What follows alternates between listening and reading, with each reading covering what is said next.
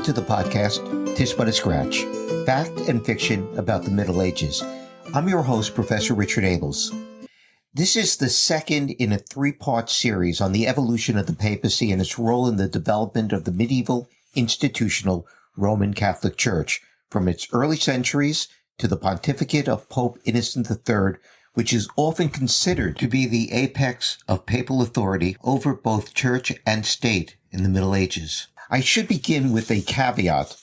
The papacy will not become the monarch of a unified hierarchical institutional church in this episode. In fact, this episode will conclude with the papacy at its low point, with popes as the local bishops of Rome chosen by and dominated by secular rulers from the dominant aristocratic families of Rome and the Papal States. But before that, we will see the papacy in a much stronger position as a partner with the Carolingian emperors of Francia. It was the disintegration of the Carolingian Empire that led to the nadir of the papacy.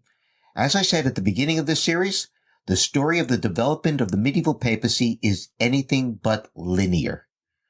My co-host for the series is my partner for life and my inspiration for all things medieval, my wife Ellen.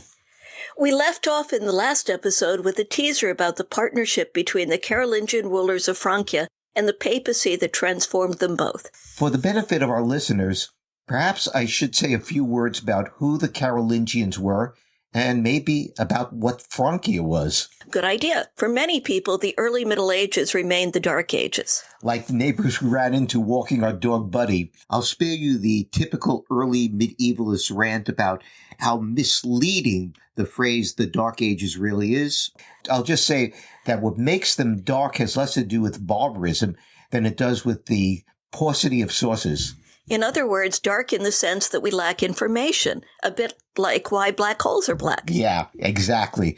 Most medievalists would now term the 5th through at least the late 8th centuries as late antiquity, a term coined by an early 20th century German historian, Alois Spiegel, but made popular by the Princeton University historian Peter Brown.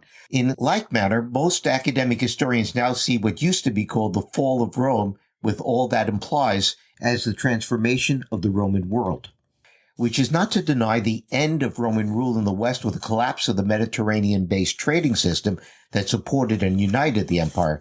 But I'm planning on having an episode on that in the future. So who and what were the Franks? Basically, they were a Germanic people who in the late 6th and 7th centuries conquered and ruled over what had once been Roman Gaul, an area encompassing what is now modern-day France, Belgium, Luxembourg, and parts of the Netherlands and Germany. Late Roman writers saw the Franks not as a single people, but as a confederation of tribes.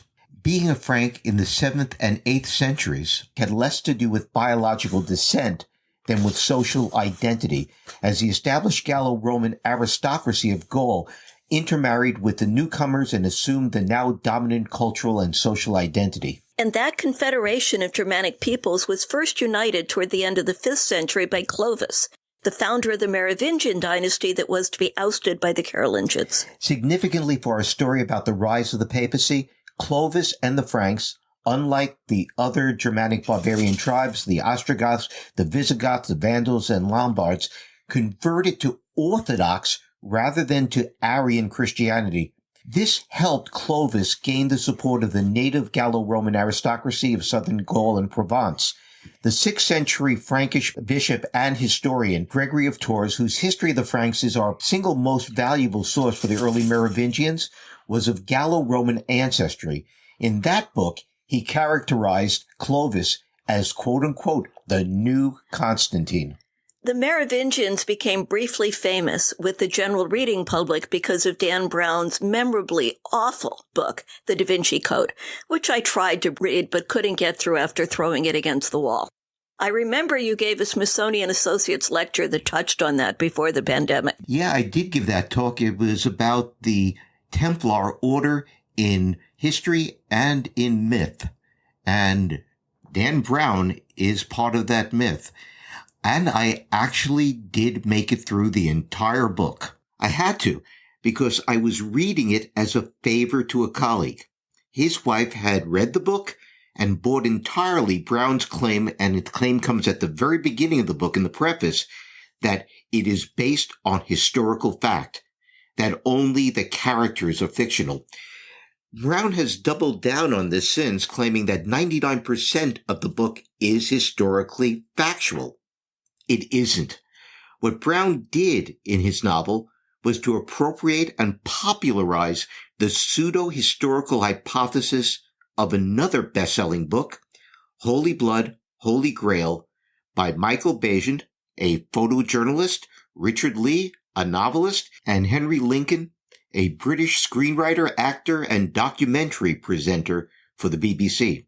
That book claimed to have proven that the Merovingians were descendants of Jesus Christ and of his wife, Mary Magdalene. Yeah, right.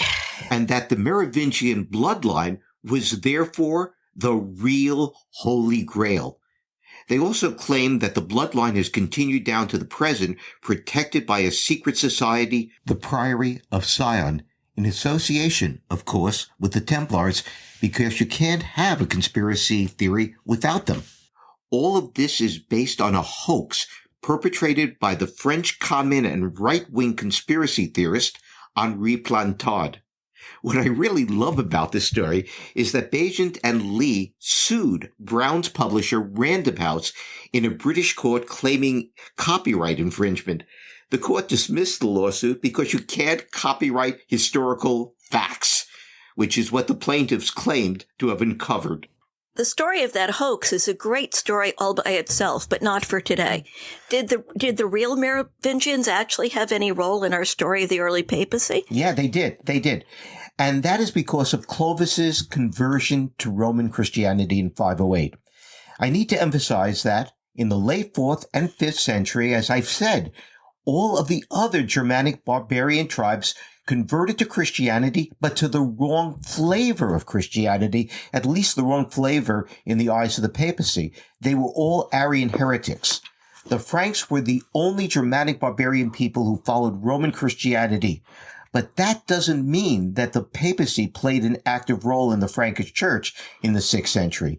Rome and Francia were separated by the Alps, and the only part of the Frankish kingdom that really interested the papacy was Provence. And that was because the papacy actually had landed estates there. As we saw in the first episode, 5th century popes were mostly concerned with their relationship with the Byzantine Empire, with the Ostrogothic, and with the Lombard conquerors of Italy, and also, of course, with their rivals in Rome itself. What evidence of connection do we have? Not much. Unsurprisingly, evidence for this time period is sparse. That includes evidence of connections between the Merovingian kings and the papacy in the 6th and 7th centuries. We do know that in about the year 514, one of Clovis's 4 sons, Childebert I, king of Paris and Orleans, asked Pope Symmachus to send a pallium to Bishop Caesarius of Arles to signify that he was both metropolitan and papal vicar over the whole Gallic Church. The next known interaction between a pope and a Merovingian didn't come about until 595, when Pope Gregory I sought the aid of Merovingian kings in support of St. Augustine of Canterbury's mission to convert the pagan English. And by Gregory I, you mean Gregory the Great? Yes. He, along with Pope Leo I, whom I talked about in the first episode, and Pope Nicholas I, whom I will talk about later in this episode, are remembered as the Great. The 3 of them are also venerated in the Catholic Church as saints, and given that we will be talking about some popes best described as sinners, if not scoundrels, it's worth remembering that others were really truly pious men devoted to the welfare of the church. And what do we know about the relationship between the Frankish Church and Pope Gregory I? In practice, we know very little. In all, Pope Gregory wrote about 20 letters to Merovingian kings, queens, and bishops, and most of these had to deal either with missionary or with moral issues.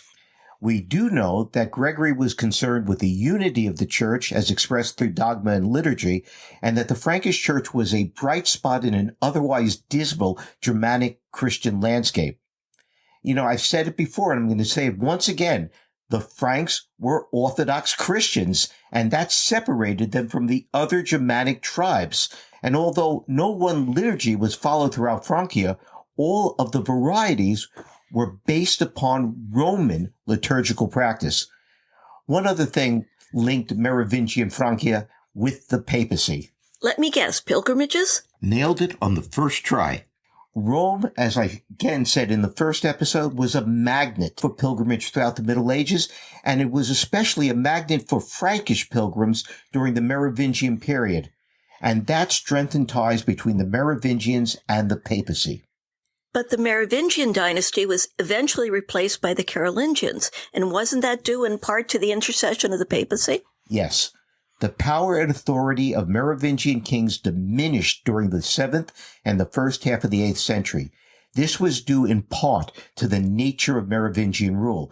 After the death of Clovis, there was no one single Merovingian Francia, as there was no distinction between public and private power or rule and property among the Merovingians. The Frankish realm was often divided among the sons of its kings. Fratricidal warfare was not uncommon.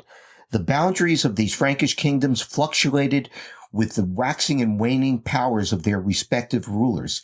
Deposed kings and defeated claimants to a throne, if not killed, were tonsured and sent into monasteries. Tonsuring not only signified that they'd become monks, but they were no longer throne-worthy. Merovingian royalty was symbolized by long hair, which is why they were called the long-haired kings. Absolutely.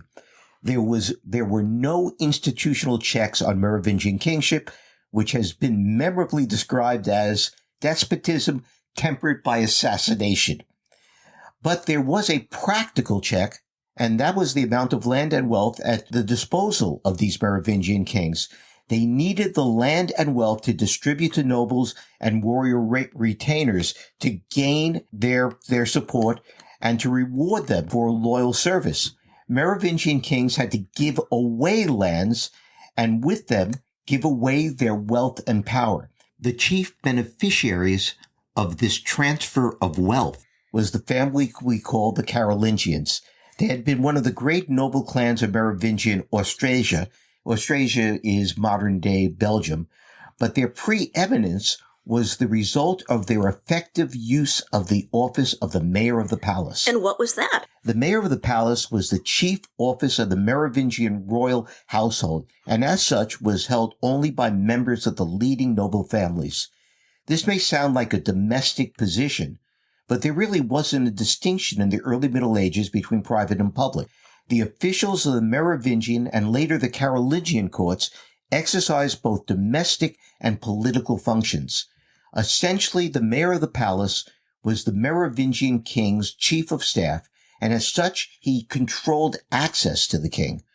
When a king was a minor, as was often the case in the 7th century, the mayor of the palace, in cooperation with the queen mother, became the real rulers of the kingdom. Over the course of the 7th century, the political power of the Merovingian mayors of the palace began to eclipse that of their putative royal masters. The first of the Carolingians to gain power over all Francia was a man by the name of Pepin of Heristal, the mayor of the palace of the eastern Merovingian king in the late 7th century. If this Pepin was the first Carolingian, why isn't the dynasty named after him? Actually, some more, how should we say it? Pretentious historians do call the dynasty the Pepinids, because the name Pepin or Pippin recurs so frequently. But they are usually known as the Carolingians because of the names of the two most famous members of this dynasty, Charles Martel, Charles the Hammer, and Charles the Great, better known as Charlemagne. Right, so Carolingian comes from the Latin version of the name Charles, Carolus. Okay, back to the Carolingians. Charles Martel and his son Pepin the Short used their position as mayor of the palace to seize power and to overcome any rival Frankish clan that might contest their dominance. Charles Martel ruled Francia as its de facto king and exercised control over the Frankish church. He enriched favored sees and abbeys after military victories, but he also despoiled them when he needed land to reward warrior followers. The wealthier the church, the more land was taken, though he distributed these lands as benefices, that is, as loans, rather than as grants of full ownership. Are you about to utter the F word, feudalism? When we were undergraduates, we were taught that Charles Martel's distribution of church lands as fiefs to his followers after the Battle of Tours marked the beginning of feudalism. No, I'm going to refrain. But our listeners might want to take a listen to our episode on the F word. Why did the bishops and abbots allow Charles to take the lands belonging to their churches? Well, they didn't really have the power to stop him, but it was also because he had appointed all of them.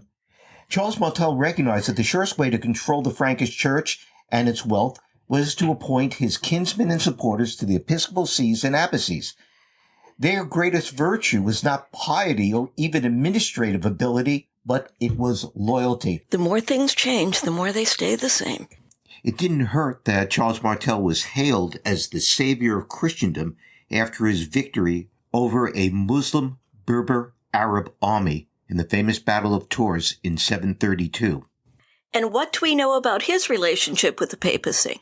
It seems to have been mixed. I'll start with the positive. Beginning in the year 723, Charles Martel provided protection and support to the Anglo-Saxon missionary Saint Boniface in his efforts to convert the Frisians, Saxons, and Bavarians. Martel did this in response to a written request from Pope Gregory II. But not to be too cynical about it, Martel had political reasons to be receptive to the papal plea. He had annexed Western Frisia in 721 and was planning a military campaign to extend Frankish rule over the Saxons when Boniface appeared in his court bearing Gregory II's written appeal. Martin probably saw conversion of these pagan peoples to Christianity as a tool to aid him in their subjugation. Throughout the remainder of Boniface's life, the saint was intimately involved with both the papacy, to whom he had sworn loyalty, and to the Carolingians, upon whom he depended. Boniface confessed to his friend Bishop Daniel of Winchester that without the patronage of Charles Martel, quote, I can neither govern the faithful of the church nor protect the priests, clerics, monks, and nuns of God, nor can I forbid the practice of heathen rites and the worship of idols in Germany without his orders and the fear he inspires, end quote. But this patronage created a spiritual dilemma for the scrupulous missionary archbishop. The Frankish court apparently was filled with, in Boniface's words, false priests and hypocrites who made a mockery of Christianity. Boniface knew that canon law required him to avoid the company of such men, but as he wrote, and again I quote, when I come into his presence, Charles Martel's presence, to secure his support for measures of this kind, I cannot, as canon law requires, avoid personal contact with such men. All I can do is to avoid condoning their conduct. I am afraid of contracting sin by associating with them, for I remember that at the time of my consecration, I took an oath over the body of St. Peter at Pope Gregory's command, promising that if I were unsuccessful in bringing them back to the right path, I would avoid their company. On the other hand, if in avoiding them I failed to approach the Frankish prince, I fear that my missionary work amongst the people will greatly suffer. In 732, Pope Gregory III, yes, he had the same papal name as his predecessor, and this is going to be confusing throughout this episode, I think, elevated Boniface to the office of archbishop. This gave him authority over the entire Frankish church, which both the Pope and Boniface believed was in great need of both moral and spiritual reform, as evidenced by Boniface's letter to Bishop Daniel.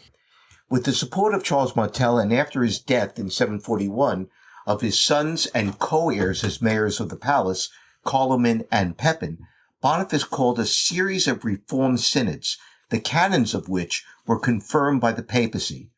From his letters, we know that Boniface remained in close contact with Pope Gregory III and with his successor, Pope Zacharias, both of whom encouraged and helped direct Boniface's reform program.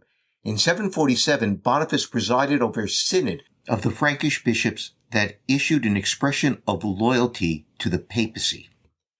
But Charles was not always so accommodating to the papacy. In the year 739, Pope Gregory III sent an embassy to Charles bearing precious gifts, including keys to the tomb of St. Peter and links from the chains that had bound Peter, to beg Charles's military support against the Lombards, who were then threatening Rome. Apparently, Charles declined, perhaps because he was then allied with the Lombards, who had aided him against the Arabs. In this case, political interest trumped Charles's devotion to the papacy. It is also interesting that Boniface, in his reforming zeal, never challenged Charles Martel's right to appoint the bishops and abbots of the Frankish Church, though a number of them were hardly what one would think of as being fitting members of the Church.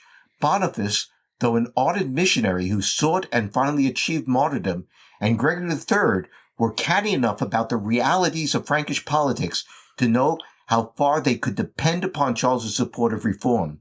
Despite this, in the middle of the 8th century, the papacy's closest secular allies were the Christian kings of England and the Carolingian mayors of the Palace of Francia, which brings us finally to the partnership between Pepin the Short and the papacy. I hate to ask, but what happened to Pepin's brother Carloman? He ended up as a monk of Monte Cassino in Italy.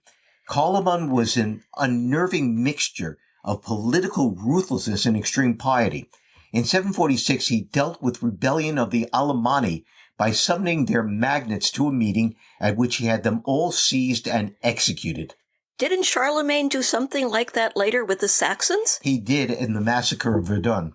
It must have run in the Carolingian bloodline, but Carloman a year later suddenly resigned his office of mayor of the palace, leaving his younger brother Pepin the Short as ruler of all Francia.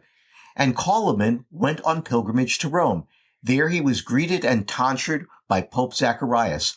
Unlike deposed Merovingian rulers who were committed to monasteries as prisons, Carloman voluntarily lived out his final years as a pious monk. Okay, now we're back to where we left off in the previous episode. In 750, Pepin, who, as you said, was the de facto ruler of Francia, sent a chaplain to Pope Zacharias with a loaded theological question. In regard to the kings of the Franks, who no longer possess royal power, is this state of things proper? You're absolutely right. It is a loaded question.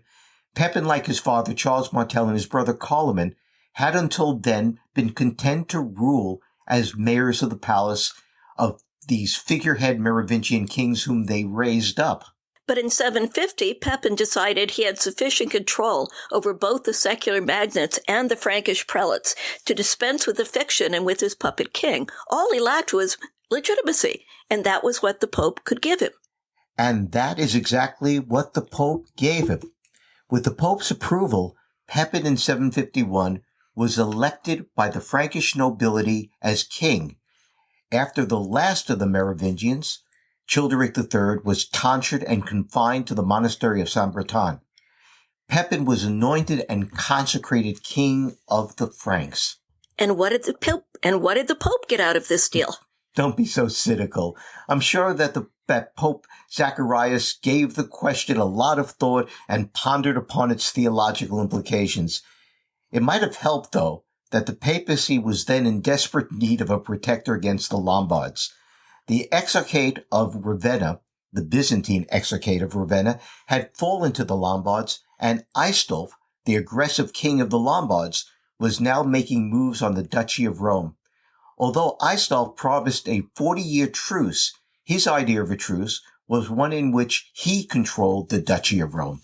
He began exacting tax money from the inhabitants and turned a deaf ear to the pleas of the Pope.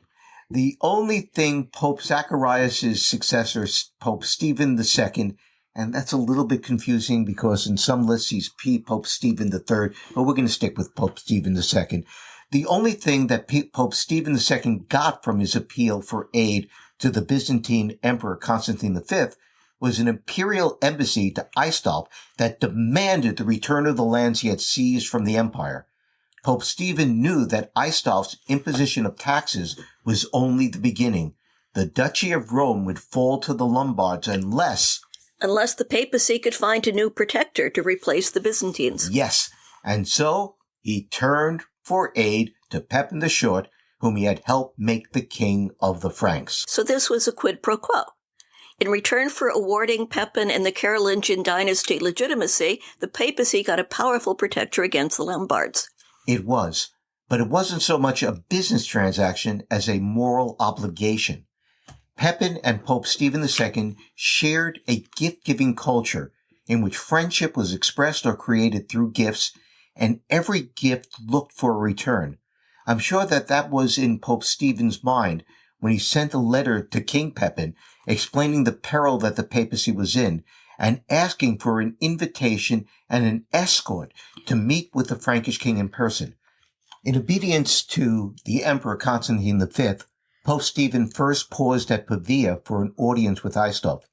He once again delivered the emperor's demand that the cities and lands of the Exarchate of Ravenna be restored to the Byzantine Empire, and unsurprisingly, the Lombard king refused. Aistulf, however, allowed Stephen to continue his journey north, perhaps believing that the Pope was taking refuge among the Franks.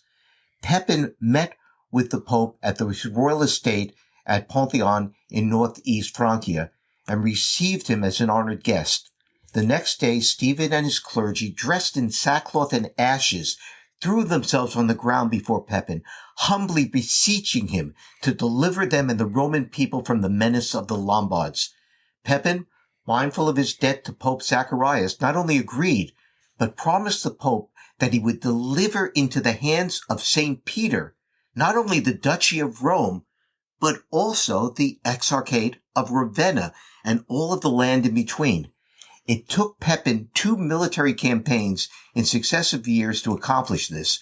When the Byzantine Emperor Constantine V learned of Aistulf's defeat, he wrote to Pepin demanding him to restore the lands to the empire.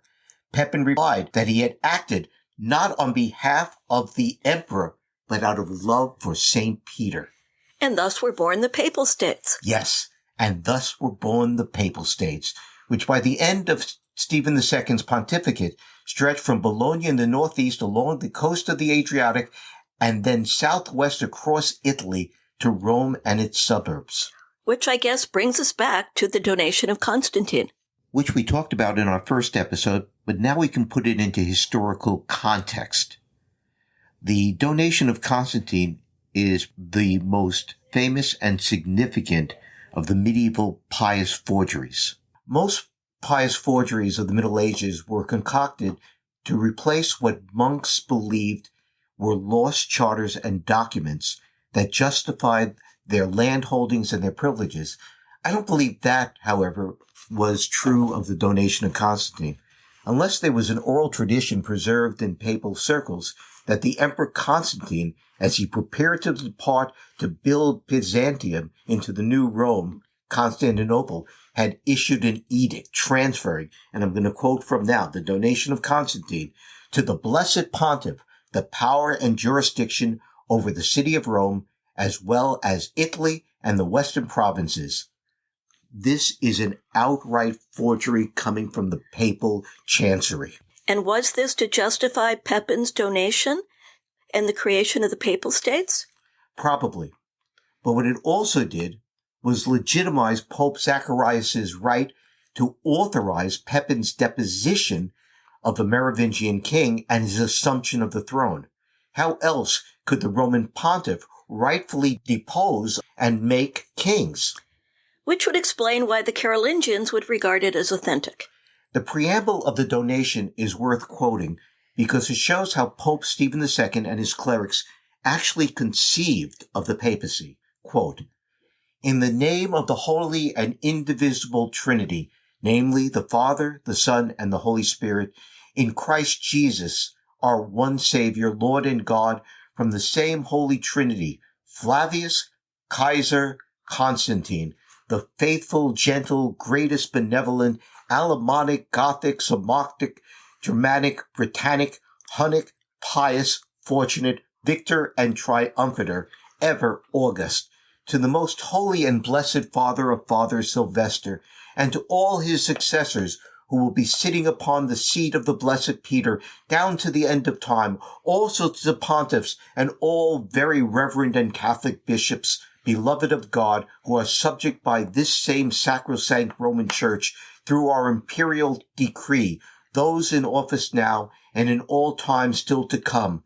Grace, peace, charity, joy, forbearance, pity from God, the omnipotent Father, and his Son, Jesus Christ, and the Holy Spirit be with you. It goes on to say that Constantine learned, quote, from Sylvester, the universal pontiff, end quote, to reject the worship of idols that are, quote, deaf and dumb images made by devilish devisings and all the pomp of Satan, end quote, and to adhere to the spotless faith of Christians.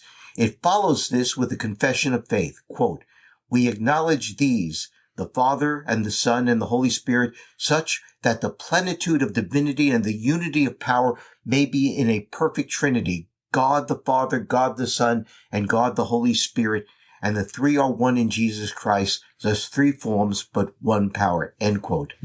The donation then tells how Constantine, afflicted by leprosy, was told by pagan priests that the only way to be cured was to bathe in a tub filled with the blood of innocent infants. But Constantine, seeing the tears of their mothers, was horrified by the deed and ordered the babies to be restored to their parents. Constantine then received a vision of the apostles Peter and Paul. They told him that Christ had sent them to him to cure him of his leprosy because of the mercy he had shown to the infants. They told him where Pope Sylvester and his clergy were hiding from persecution in caves, and that he should have them brought to him, and that once he had been immersed in a pool of piety for the third time, he would be cured of leprosy. And after that, he should purify himself and follow God's will. All of that is a prelude to the meat of the donation, the grant to the papacy of full power and authority over the Western Empire. Ellen, let's unpack this story for our listeners. What does it tell us about Pope Stephen II's conception of his office? Well, for one thing, the preamble sounds more like a papal bull, a letter from a pope, than an imperial edict. I agree. And it makes clear that all other bishops everywhere are made subject to the pope through this imperial edict. The spotlight is on the pope as the universal pontiff.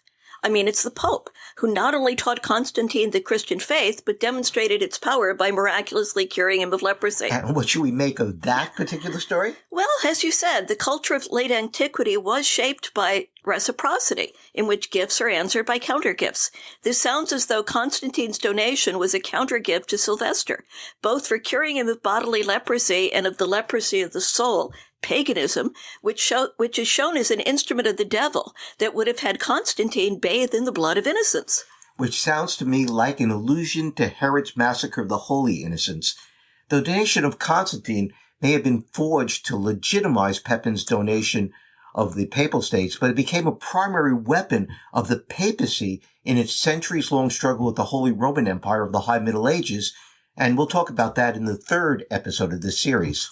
So Pepin's donation of the Papal States marks a watershed in the history of the papacy. In what way? It meant that the Pope was not simply Bishop of Rome, not even just the universal pontiff of the Holy Apostolic Church, but was now the secular ruler of a big swath of Italy. Exactly. And this was to influence the policies of popes from that time on, particularly in its struggle with the German Hohenstaufen emperors in the High Middle Ages. And during the Renaissance, when popes like the Borgia Pope Alexander VI, the Medici Pope Leo X, and the warrior Pope Julius II acted like Machiavelli's prince to preserve the Papal States against Italian and Transalpine threats through diplomacy and warfare. Yeah. But let's return to the papacy in the 8th century. The donation of Pepin made the office of Pope, and when I say donation of Pepin, I mean his donation of the Papal States, right, made the office of Pope much more desirable to the local Roman aristocracy. It also really alienated the Byzantine emperor, who now considered the Bishop of Rome as a usurper of his territories in Italy. Although Pepin remained the Pope's protector, Pepin reigned north of the Alps, which did little to discourage the Lombard king Desiderius from threatening the newly created papal states and muscling popes for concessions. All of this came to a head in the turbulent 4-year reign of Pope Stephen III. I told you there was going to be lots of popes with the same name.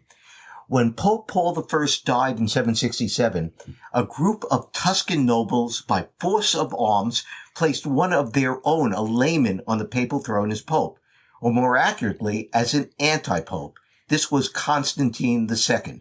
The leading officials of the papal curia, Christopher, the head notary, and his son Sergius, the papal treasurer, appealed to King Desiderius for military aid to depose this uncanonical anti-pope. Desiderius agreed. Lombard soldiers entered Rome, imprisoned Constantine II, and for reasons unknown elevated in his place an obscure priest and monk named Philip. When Christopher and Sergius returned to Rome, they found a new anti-pope. They declared both elections void and oversaw the election of Pope Stephen III, a member of the papal curia. The election of Stephen III was followed by brutal retribution against Constantine II and his supporters. Constantine II himself was led through the streets of Rome seated in a woman's saddle on a horse with weights tied to his feet as crowds mocked and jeered him. He was then imprisoned in a monastic cell. He was luckier than his brother, who was blinded, and Constantine II's vice dominus, the cardinal bishop in charge of secular matters, who not only was blinded, but also had his tongue cut out. Ew. And all this was done the day before Constantine II was formally deposed and Stephen III was formally ascended the papal throne. And how did the Tuscan nobles respond to that? Constantine II's supporters in the town of Alatri revolted.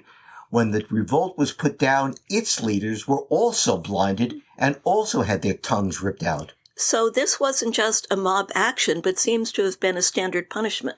It was a sort of a standard punishment, and we see it all the time, and it was a punishment really reserved for treasonous acts and treasonous words. Okay, so what happened to Constantine II and Philip? I don't know if I want to know. These two anti-popes? Well, the latter retired to his monastery, and nothing more is heard of him. Lucky man. Constantine II, on the other hand, was dragged out of his monastic cell, blinded, defrocked, and placed on the streets of Rome with orders that no one should aid him. Complaints from the citizenry led to him being re-imprisoned in the monastery. Finally, he was brought before a church council in the Lateran Palace to answer to the charge that he allowed himself as a layman to be uncanonically raised to the papal see. Constantine II initially confessed and asked for mercy. The next day, however, he repudiated his confession and angrily told the assembled clergy that he had done nothing that others in that group had not done to be elected bishop, and that included Sergius. The Synod ordered that his tongue be torn out, that he be excommunicated, and then returned him to his monastic cell. Christopher and Sergius also ended up being blinded.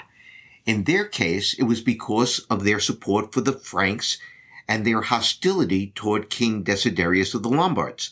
Desiderius found an eager ally in another papal official, the papal chamberlain Paul Aphiater, who told the Pope that Christopher and Sergius were plotting to kill him.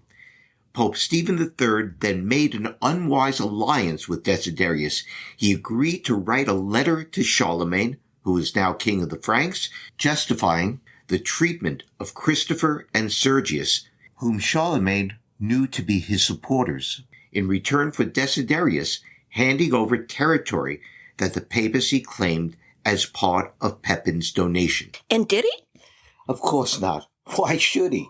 The letter that Pope Stephen sent to Charlemagne had taken the Franks out of play. Desiderius had no reason to fulfill his side of the bargain. Without the threat of Charlemagne, Pope Stephen had no bargaining chips. Fortunately for the papacy, Stephen III died shortly after this, and the election of the next pope, Adrian I, went a lot smoother. Adrian the English Pope? No, that was Adrian IV. And that was almost 4 centuries later. Adrian I came from a powerful Roman aristocratic family. Of course he did. Why should I be surprised? Okay, back to the Pope. Adrian inherited the Lombard problem from his predecessor. He dealt with it by forging a strong bond with Charlemagne. In the year 771, Charlemagne divorced Desiderius' daughter, Desiderata. Wait a minute. Charlemagne married a Lombard princess? How did that go over with the Pope? He married her in 770 in an effort to weaken his brother Carloman, who ruled the southern parts of the Frankish Empire, and was thus Desiderius' neighbor. Brotherly love wasn't big among the Franks, was it? Not much. Fratricide was a Merovingian family tradition. The Carolingians contented themselves with waging civil wars. I guess that is what happens when you have partible inheritance and no set rule of succession. Okay, sorry to get off track, but back to the story. To answer your question, you can get a sense of Pope Stephen III's feelings about the marriage from a letter that he sent to Charlemagne's brother Carloman, bemoaning the union between, and I quote here, the most notable race of the Franks and that fetid brood of the Lombards that had brought leprosy into the land. End quote. Don't hold back. Tell me what you really think. Shortly after that, Carloman died, leaving as his heirs 2 young sons. Charlemagne quickly moved to have himself crowned sole ruler of Francia and offered his nephews a place in his court. His brother's widow, Gerberga, responded by fleeing with her sons to the court of King Desiderius in Italy. Good move. Though Charlemagne's biographer Einhard wrote that Gerberga did it for no good reason. Yeah, right. Pope Adrian weighed the situation. Desiderius asked the Pope to reconcile Charlemagne to his nephews and allow them to succeed to his brother's portion of Francia. Adrian I replied that he would have no dealings with Desiderius until the Lombard king honored his commitment to his predecessor, Pope Stephen III, to return the disputed lands to the papacy. Desiderius responded by marching on Rome, and only withdrew when Pope Adrian threatened him with excommunication. Adrian appealed for protection to Charlemagne, and Charlemagne followed in the footsteps of his father, Pepin the Short, with a full-scale invasion of Italy. He took the Lombard capital of Pavia and added King of the Lombards to his other titles. The Lombard threat to the papacy had been removed. Along with the threat of Carloman's 2 sons. Whatever happened to them?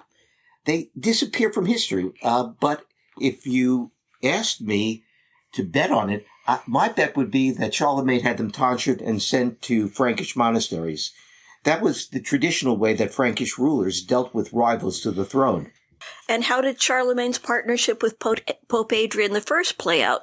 Not quite as well as Adrian hoped, but not as badly as he might have feared. Charlemagne issued a new written donation modeled on that given by his father Pepin the Short. In response to requests from the Pope, he increased the holdings of the Papal States, though not as much as Adrian had asked him to do. More troubling to the Pope is that Charlemagne took really seriously his new title of Patrician of Rome and his role as overlord of the Duchy of Rome and the papacy and the Papal States. Because Charlemagne's main interests were north of the Alps, this didn't often intrude on the papacy. Besides, there was nothing that Adrian really could do about it. And so what do we know of how Charlemagne himself saw his role as vis-a-vis the papacy? He saw it as protector and partner, but I would say he saw it as the senior partner. Charlemagne gave his view of the proper relationship between a king and the Pope in a letter he sent in 796, congratulating Pope Leo III on his ascent to the papal see.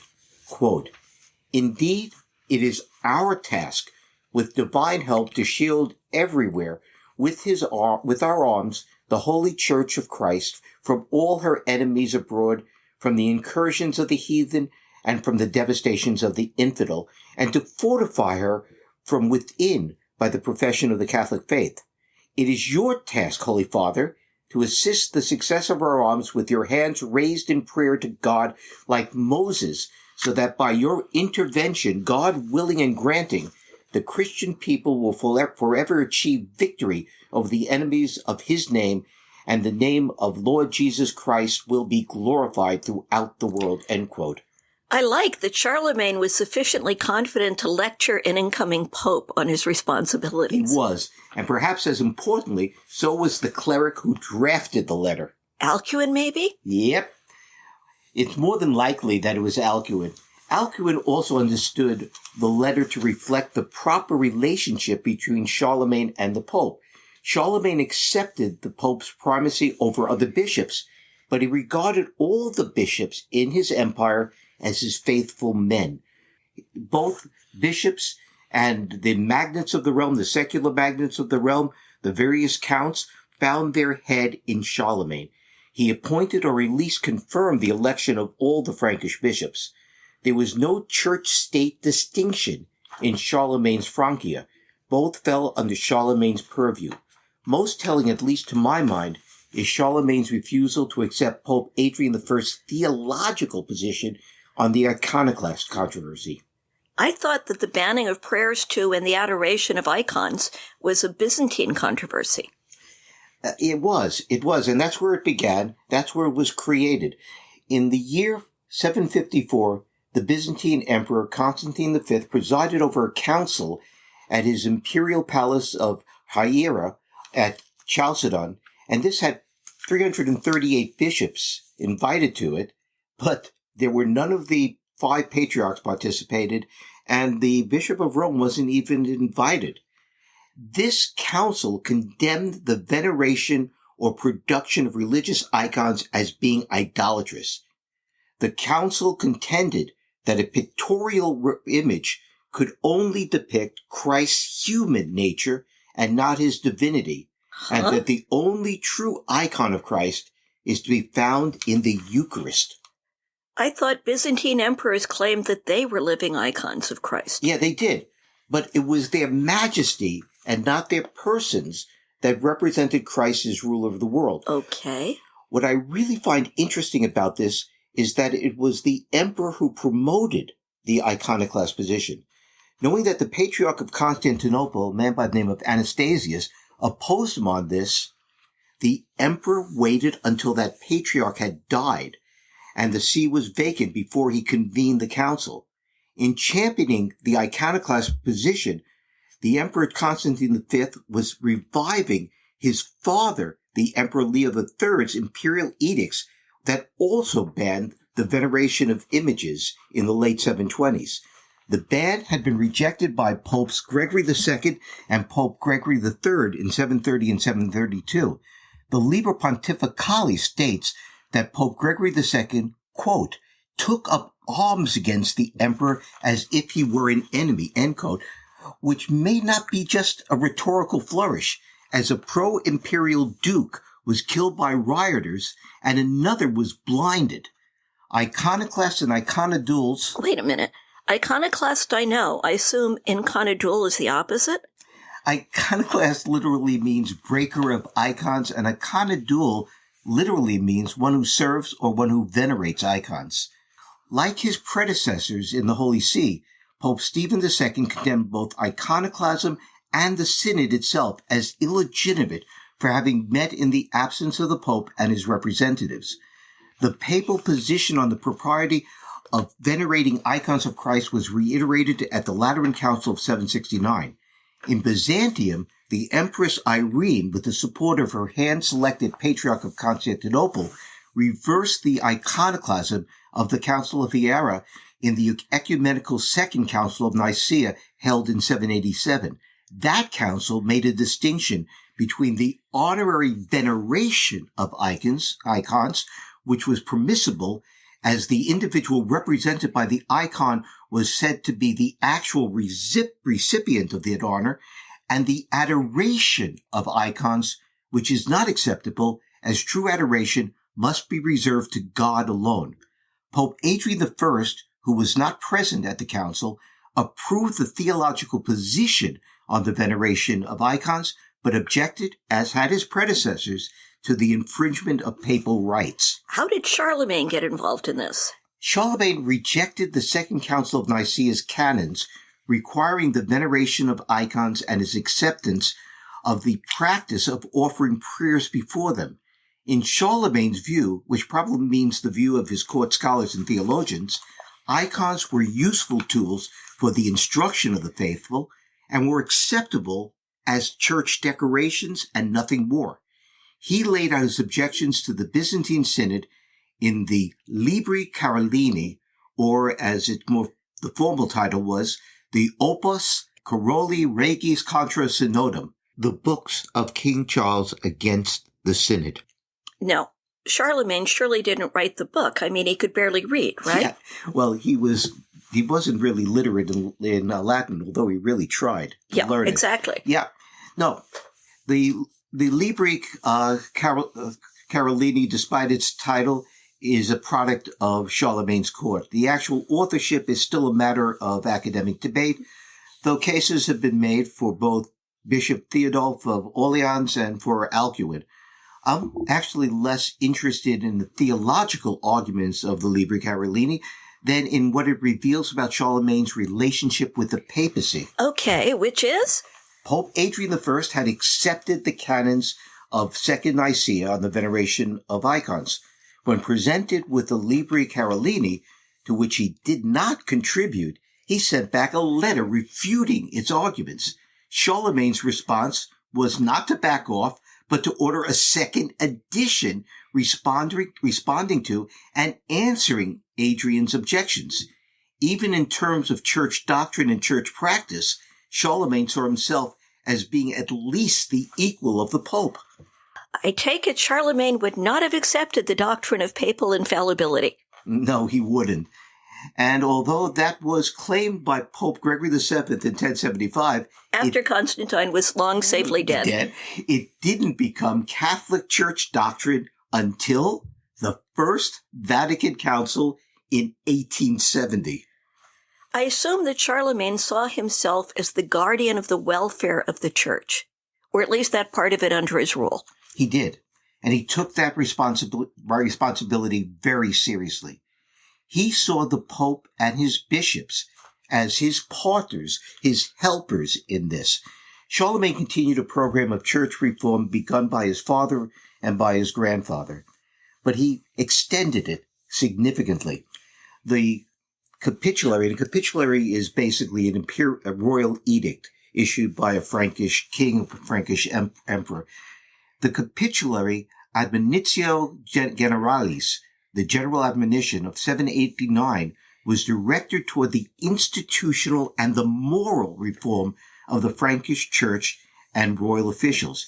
It admonished clergy and laity to live righteous lives. Okay. The clergy was to avoid the sins of indiscipline and disobedience, concubinage, simony, drunkenness, violence, and worldly activities such as hunting, which tells you something about what they actually were doing.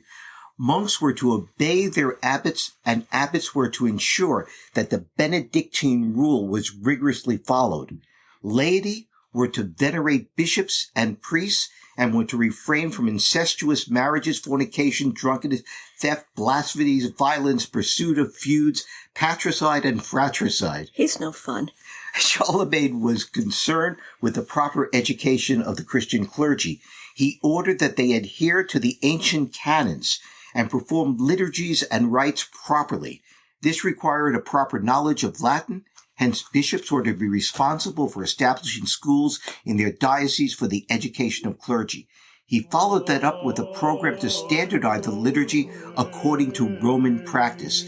That was the Gregorian sacramentals, so that clergy would pray to God properly as correct performance was necessary to satisfy God and to ensure his aid and favor.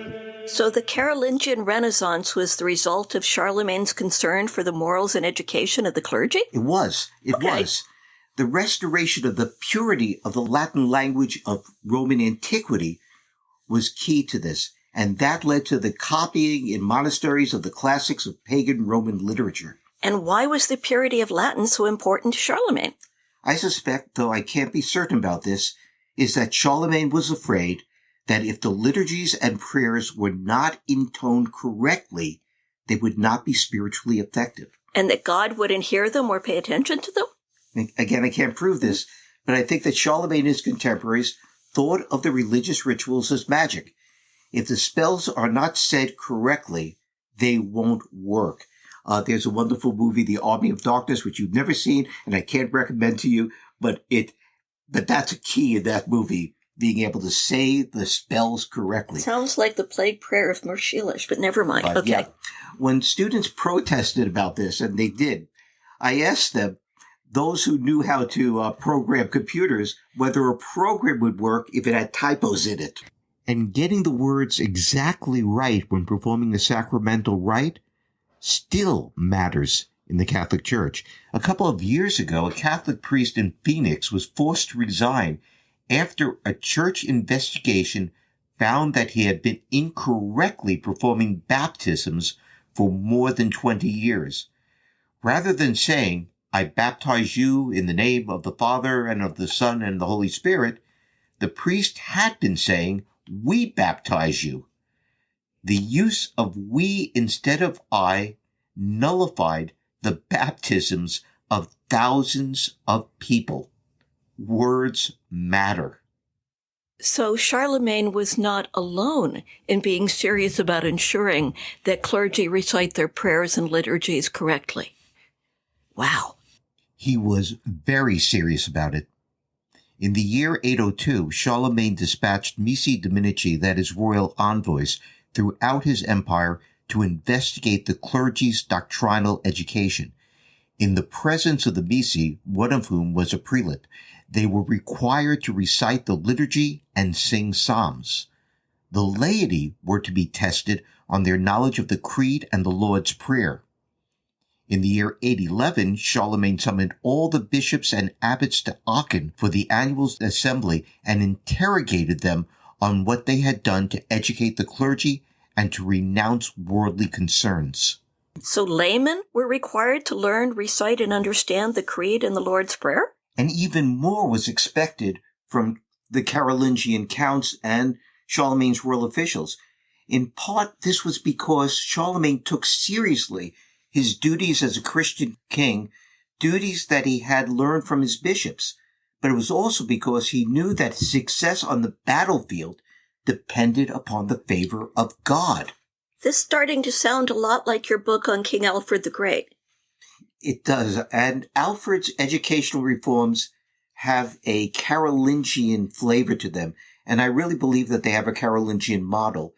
Alfred shared the idea that military victory and defeat were a reflection of divine favor and divine disfavor. Okay, the most famous thing that a pope did for Charlemagne was to crown him Emperor of the Romans. How did that happen? That was the result of Charlemagne having to deal with a real mess in Rome.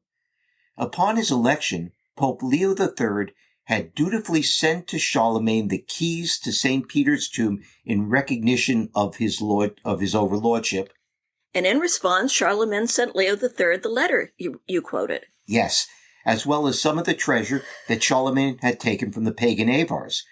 Pope Leo III, however, soon made enemies among the Roman aristocracy.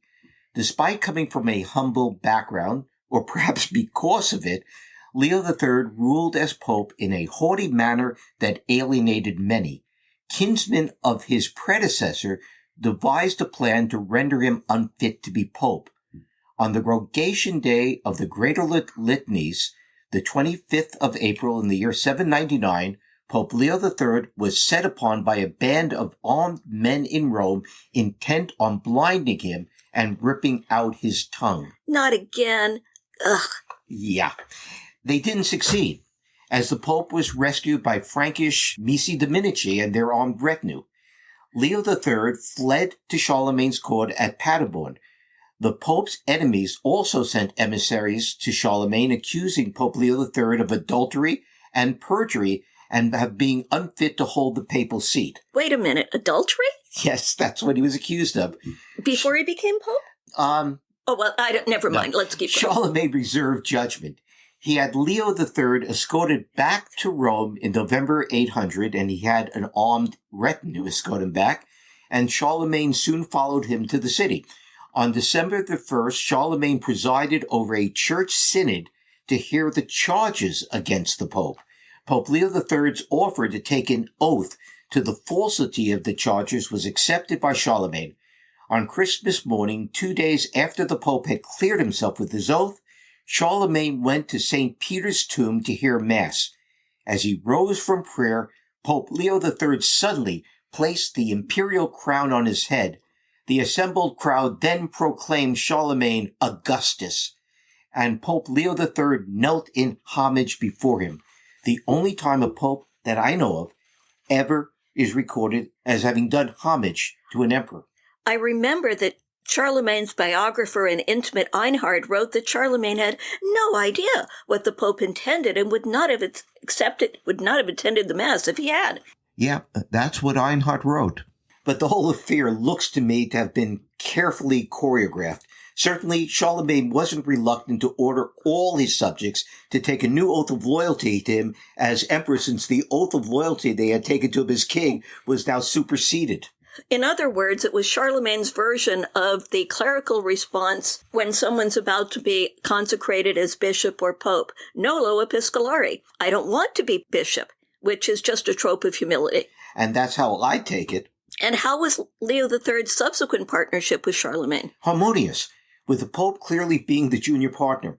He supported Charlemagne in his acrimonious dispute with the Byzantine Empire that refused to recognize his claim to be emperor in the West, and didn't object when Charlemagne interfered in the secular and religious matters in the Papal States.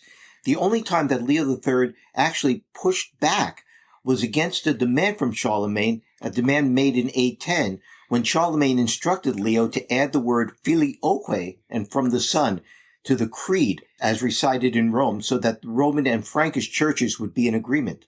And the Pope didn't accept filioque as valid theologically? Actually, he accepted the doctrine that the Holy Spirit proceeds from both the Father and Son. He just objected to making an addition to an ancient text. Even then, Leo III didn't order filioque removed from the creed as recited in the Frankish churches. Did the partnership between the Frankish Empire and the papacy survive Charlemagne and Leo III? It did. In fact, Leo III's successor, Pope Stephen IV, another Stephen, added to it by anointing and crowning Charlemagne's successor, Louis the Pious, as emperor. Rather than Louis having to go to Rome, this time the Pope and his entourage traveled across the Alps to Aachen to perform the consecration and coronation. The Pope brought with him the purported crown of the Emperor Constantine. Louis the Pious returned the favor by confirming once again the papacy's control of the Papal States, along with the territories that had been added to them. That, however, didn't last long. Disturbances in Rome and the election of a compliant pope in 824 led Louis' son, Lothar, to issue a new Roman constitution. This Roman constitution established a commission consisting of one imperial and one papal legate to oversee papal secular administration of Rome. The commission would report on conditions annually to the emperor. Louis's Roman constitution also stipulated that the people as well as the clergy of Rome should be involved in papal elections, and that before consecration, the Pope-elect had to take an oath of loyalty to the emperor in front of the imperial legate. The people of Rome were also to take an oath of loyalty to the emperor. A papal oath of loyalty to the emperor? Really? Really. Pope Gregory IV was actually threatened by a council of Frankish bishops with deposition and excommunication for having violated that oath. When the Emperor Louis the Pious's three sons revolted against him in 833, and that's their second revolt, Pope Gregory IV accompanied Louis's eldest son, Lothar, whom Louis had made king of Italy, in his expedition across the Alps. Gregory's purpose, at least he said was his purpose, was to reconcile the sons with the father. But the Frankish bishops who supported the Emperor Louis thought that the Pope had taken sides in the civil war. They refused his summons to join him in a synod and accused him of having broken his oath to the emperor. If he did not return to his sworn loyalty, the bishops threatened, they would depose and excommunicate him. Huh? Yeah. Gregory IV responded with a bold assertion of papal supremacy. I quote, With regards to the oaths I have taken to the emperor, I will avoid perjury by pointing out to the emperor what he has done against the unity and peace of the church and his kingdom. With regards to the bishops, in opposing my efforts in behalf of peace, what they threaten has not been done from the beginning of the church." End quote.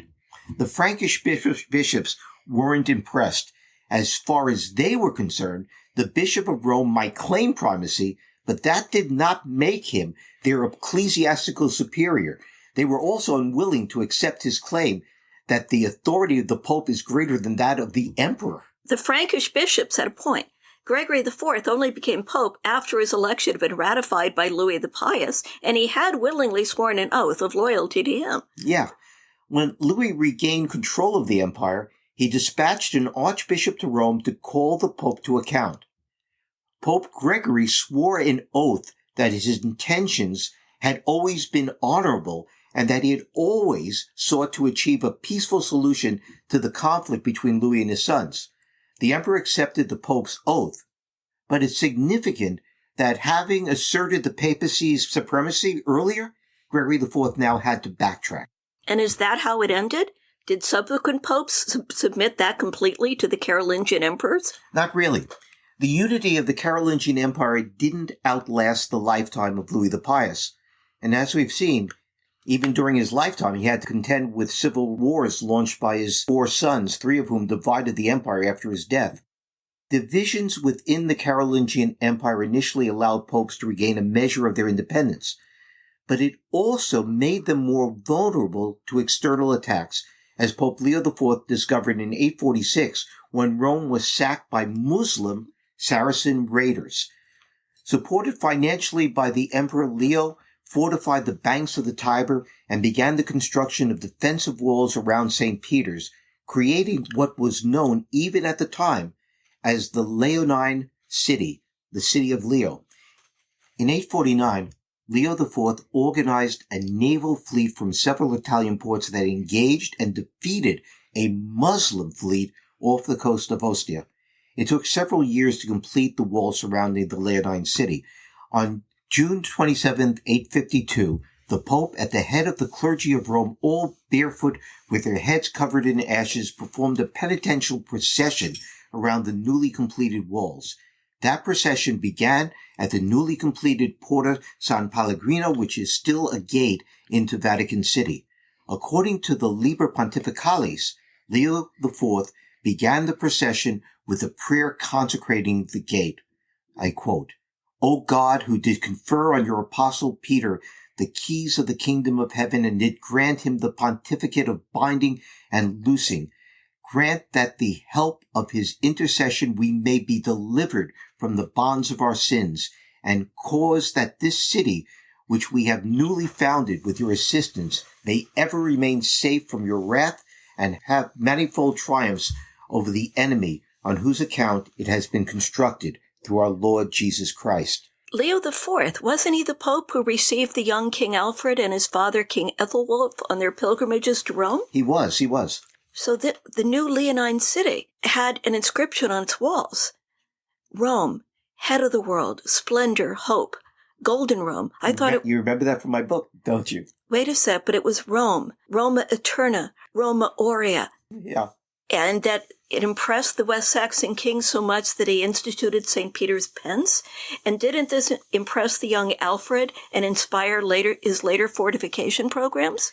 Actually, payments to St. Peter's by English kings go back at least as far as King Ine of Wessex pilgrimage of 726.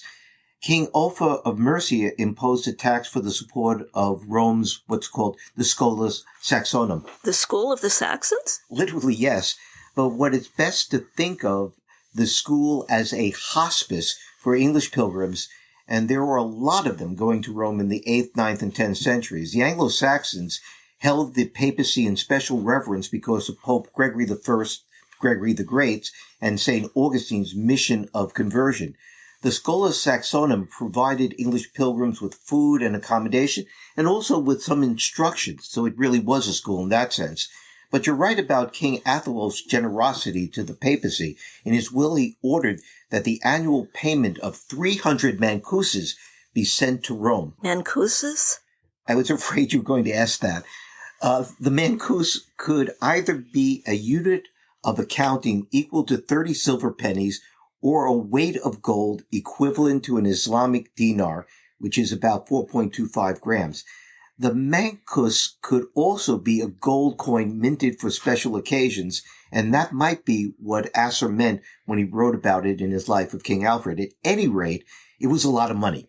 Alfred himself began to make an annual payment of alms to the papacy in either 886 or 887.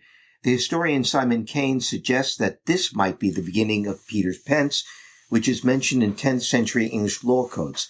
I'm less certain that memories of the Leonine city walls, which are made of stone, that memories of this inspired Alfred's building of his fortified towns, his burhs. Those burhs had ditches and earthen rampart defenses, but some scholars believe that they did. It's a matter of debate. But your point is well taken. Rome and the papacy impressed pilgrims. It impressed King Athelwulf. It impressed Alfred enough that he remembered it for the rest of his life, even though he went there as a child. That may seem counterintuitive, because the population of Rome at this time, it had once been about 1 million during Augustus's reign. At this time, it had dwindled to about 80,000 people. Well, but in the mid-9th century, a city of 80,000 would still have seemed like a great metropolis to pretty much anybody living north of the Alps. I mean, it wasn't until the late 12th century that any city in Western Christendom outside of Italy came near that many. Yeah, that's a point well taken. It's too easy and tempting to dismiss early medieval Rome and the papacy, especially in light of what it was to become, but it's good to remember that the pilgrim song, O Roma Nobilis, was composed in the 10th century at the very low point of the papacy.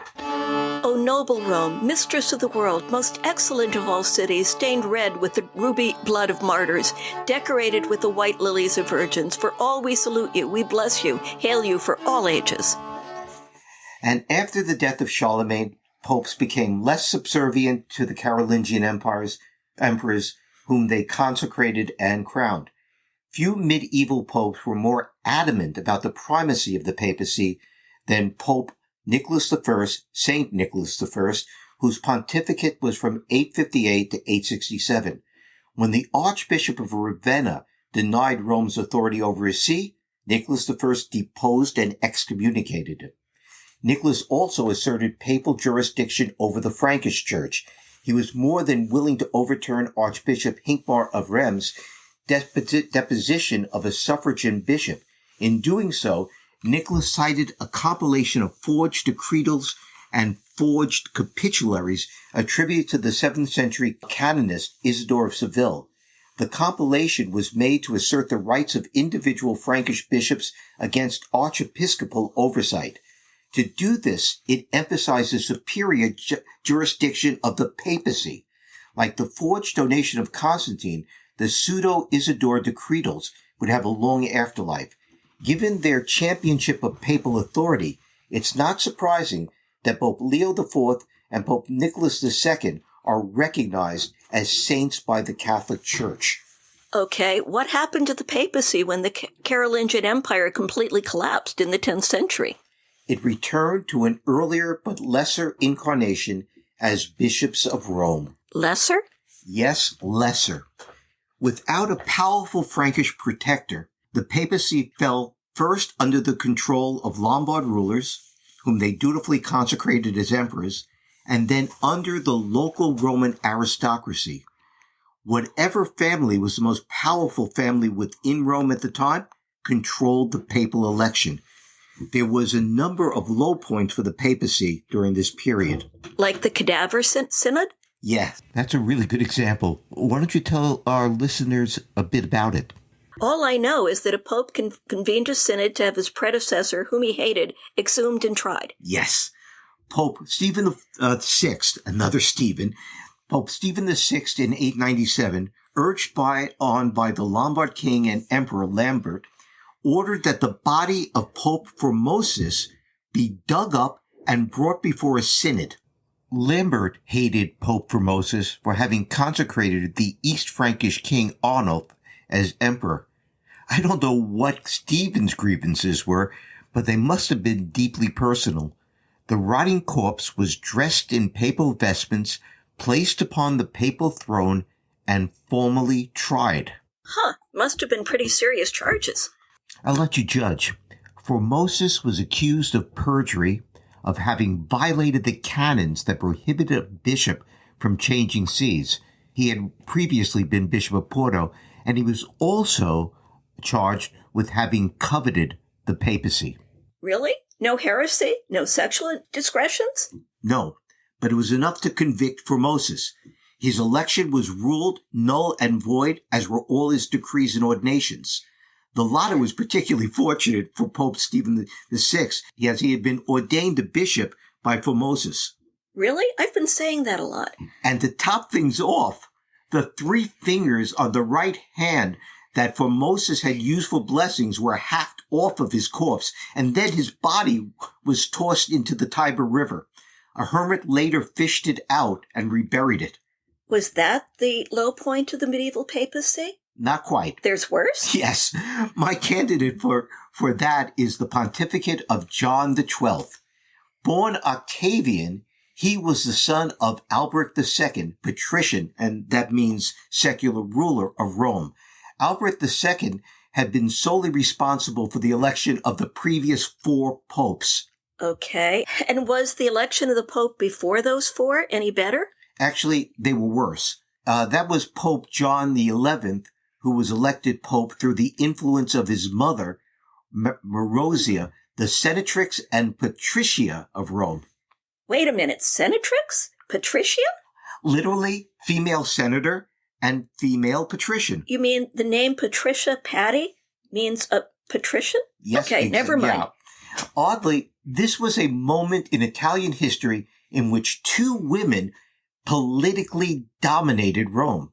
Marozia and before her mother Theodora both were the most powerful secular people within Rome. Both received also horrible press from contemporary chroniclers. Most of them monks, right? Of course, who condemned them as shameless whores and delighted in telling lascivious and slanderous tales about their alleged sexual liaisons. Why am I not surprised? Okay, but who was Marozia and how did she get her son elected? That's not off track at all. Marozia is actually pretty important in the history of the papacy. She was the mother of 1 pope, the grandmother of 2 popes, the great-grandmother of 2 other popes, and finally the great-great-grandmother of another pope. She was also the aunt of a pope. What? Yeah, that tells you something about how inbred the papacy was in the 10th and the first half of the 11th century. Her mastery over Rome came at the expense of Pope John X. Pope John X seems to have been one of the more capable and energetic popes of the period. When he became pope in 914, central Italy was being ravaged once again by Muslim raiders. Pope John X took it upon himself to deal with this menace. He organized a coalition of Italian leaders, no mean feat given the incessant political rivalries among that group. He also negotiated with Byzantium for the necessary naval support. The Saracens were driven from Italy, but his involvement in Italian politics and his refusal to bow down to the local Roman aristocracy led to his downfall. Marozia seems to have taken the latter personally, since John X had become pope through the influence of her father, Theophilus, Count of Tusculum. In 927, Marozia and her second husband, Guy of Tuscany, fomented a revolt in Rome. Pope John X was taken prisoner and incarcerated in the Castel Sant'Angelo, and he died there. The sources disagree whether he was murdered or died of natural causes. Marozia's husband died soon after, leaving her as sole ruler of Rome. Among the more credible stories about Marozia was that she had been the mistress of Pope Sergius III and that Pope John XI was her bastard son. Good Lord. John XI became pope in his early 20s. There's very little evidence about his actions or accomplishments in his 5-year pontificate. On the negative side of the ledger, John, as Pope, gave dispensation to the Byzantine Emperor Romanus I to appoint his 16-year-old son to be Patriarch of Constantinople. And was there a positive side of this ledger? Yeah, as counterintuitive as it might seem, Which it does. John XI was remembered as a benefactor by the monks of the reforming Abbey of Cluny in Burgundy. I wouldn't have expected that. One of his first acts was to confirm that abbey's privileges, including the free election of abbots. John XI's pontificate and their mother's reign was cut short by his brother, Alberic II. Ever ambitious, the widowed Marozia took a third husband. This time it was Hugh of Provence, who had then become king of Italy. The marriage proved very unpopular in Rome. The Romans saw it as a prelude to foreign rule. Led by Alberic II, the citizenry of Rome rose in revolt. Hugh managed to escape, but John XI and Marozia were taken prisoner. They were soon after released from imprisonment. You mean no blinding, no tongue? They were taken prisoner by a son and a brother, right? They were soon after released from imprisonment and allowed to live out their lives in obscurity. John, of course, was deposed as Pope, with Alberic II selecting his successor. And John XII was worse? I'll let you judge. Alberic, on his deathbed in 954, obliged the leading men of Rome to swear that they would support the succession of his son to be patrician of Rome, and upon the death of the current pope, have his son also elected as pontiff. Octavian, Alberic II's son, thus became patrician of the Romans at the age of 17 and was chosen pope by the nobles of Rome in the following year when he was 18. He was the 12th pope to take the name John. Octavian, as Pope John XII, was both a spiritual and temporal ruler of the Papal States. Faced with threats by the Lombard king Berengar of Italy to the Papal States and political intrigues by the Roman nobility, John XII in 961 looked across the Alps once again for protection, and he found it in King Otto I of Germany, whom he offered to consecrate as Roman Emperor, an office that had lain vacant since the death in 887 of the last of the Carolingian emperors, King Charles the Fat. Otto came with an army to Rome and was crowned and anointed emperor by John XII in 962. Immediately following the coronation, Otto issued a charter that pledged his and his successor's protection of papal rule over the Papal States. But John XII soon became uneasy with Otto's growing power in Italy, and after Otto defeated King Berengar of Italy, the Pope secretly sent emissaries to the Byzantine Emperor and to the pagan Magyars to form an alliance against Otto. Okay. Upon learning of this, Otto returned to Rome, and in 963 he deposed John for gross immorality, replacing him with a new pope of his own choosing, Leo VIII. The charges against John XII are recorded by Bishop Leopold of Cremona, a supporter of Otto I. Quote, "Then rising up, the cardinal priest Peter testified that he himself had seen John XII celebrate Mass without taking communion.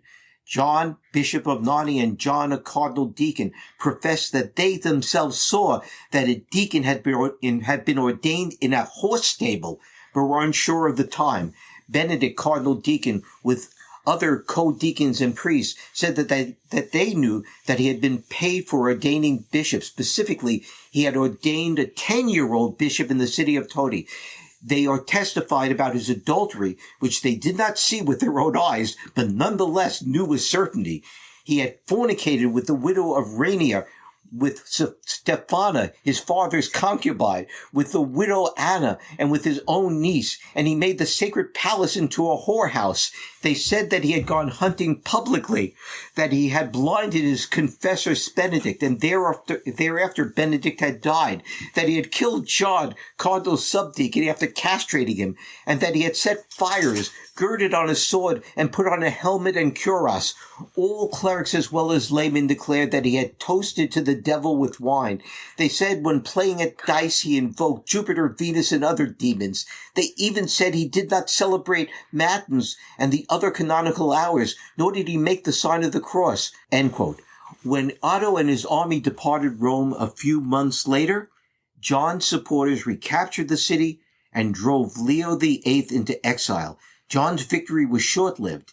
He died soon after, under uncertain circumstances, though rumor had it he was killed by a jealous husband.